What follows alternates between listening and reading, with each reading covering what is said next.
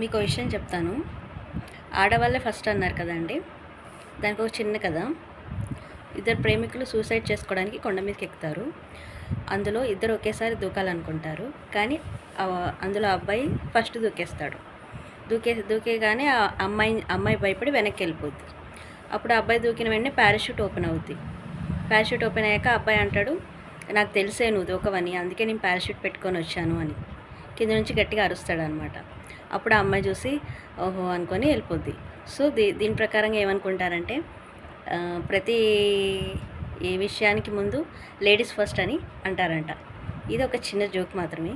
మీకు నచ్చితే లైక్ కొట్టండి, షేర్ చేయండి, వీలైనంత వరకు సబ్స్క్రైబ్ చేసుకోండి. Thank you so much guys. Bye.